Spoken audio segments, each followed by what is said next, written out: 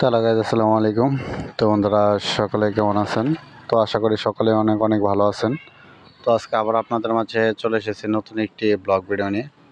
তো আজকের এই ব্লগ ভিডিওতে আমি আপনাদের মাঝে বিস্তারিত আলোচনা করব মাছ চাষাবাদ নিয়ে। তো মাছ কীভাবে চাষ করবেন, তো এ সম্পর্কে আজকের এই ব্লগ ভিডিওতে বিস্তারিত আলোচনা করব। আর আমি কিভাবে মাছ চাষ করি, তো এই বিষয়টিও আমি আজকের এই ব্লগ ভিডিওতে আপনাদের মাঝে দেখানোর চেষ্টা করব। তো বন্ধুরা, এখানে আপনারা দেখতে পাচ্ছেন, এখানে কিন্তু ছোট একটি পুকুর রয়েছে। তো এই পুকুরটি কিন্তু আমাদের নিজস্ব পুকুর, আপনারা দেখতেই পাচ্ছেন।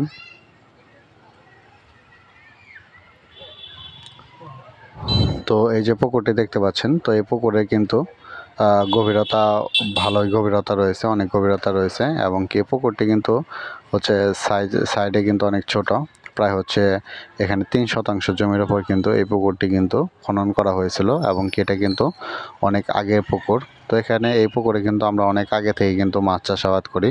তো আলহামদুলিল্লাহ, এই পুকুর থেকে কিন্তু আমরা অনেক টাকা কিন্তু মাছ কিন্তু বিক্রয় করেছি। তো প্রতি বছরই কিন্তু আমরা এই পুকুরে মাছ চাষাবাদ করে থাকি। তো বন্ধুরা, এই যে দেখতে পাচ্ছেন, এখানে যাতে এই পুকুরের পানি পরিষ্কার থাকে এবং পুকুরের পানিগুলো যাতে নষ্ট হয়ে না যায়, তো এই জন্যই কিন্তু আমরা উপর দিয়ে কিন্তু জাল দিয়ে রাখছি। এবং কি দেখতে পাচ্ছেন, তো এই পুকুরটির চারদিকে কিন্তু অনেক কিন্তু গাছপালা রয়েছে।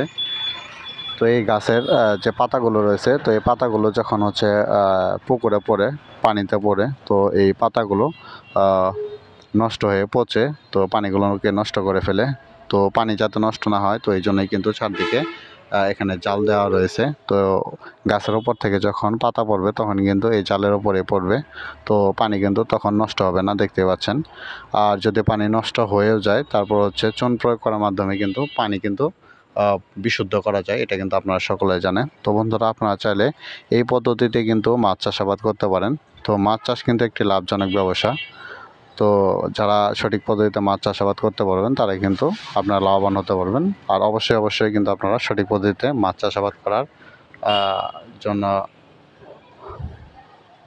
ব্যবস্থা নেবেন। তো যারা আমার চ্যানেলের ব্লগগুলো দেখছেন, আর এই ব্লগগুলো যদি ভালো লাগে, অবশ্যই চ্যানেলটিকে সাবস্ক্রাইব করে যাবেন। তো সকলে ভালো থাকবেন। আসসালামু আলাইকুম।